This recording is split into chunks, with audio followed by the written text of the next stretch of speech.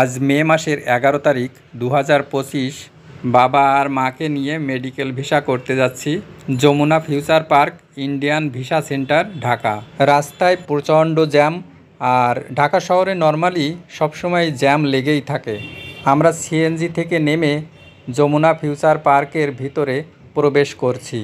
যখন tourist visa সহ সকল প্রকার ভিসা চালু ছিল তখন এখানে প্রচণ্ড রকমের ভিড় হতো, আর এখন তেমন একটা কোনো ভিড় দেখা যাচ্ছে না।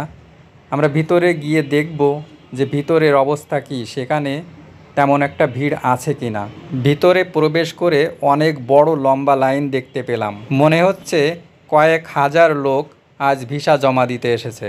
যদিও এত লম্বা লাইন থাকা সত্ত্বেও খুব দ্রুত এই লাইনটা টানছিল। আমরা একেবারে ভিতরে প্রবেশ করেছি, বাবা মা ওখানে বসে আছে।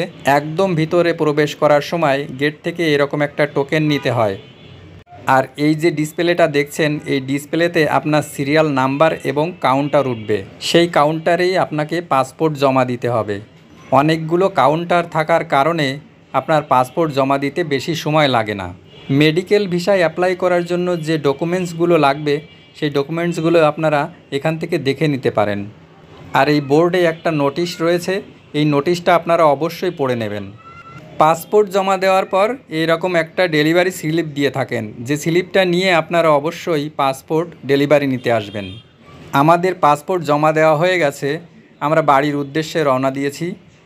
আর আমাদের ডেলিভারি ডেট দেওয়া হয়েছে 19শে মে। অনেক ভিড় থাকা সত্ত্বেও আমাদের পাসপোর্ট জমা দিতে বেশি সময় লাগেনি। যাই হোক বন্ধুরা, এখন আমাকে মেডিকেল ভিসাটা পাওয়ার জন্য অপেক্ষা করতে হবে। আর মেডিকেল ভিসা পাওয়ার সাথে সাথেই আমি বাবাকে নিয়ে ইন্ডিয়ায় চলে যাব বাবাকে ডাক্তার দেখানোর জন্য। তো আজ এই পর্যন্ত, সবাই ভালো থাকবেন, ধন্যবাদ।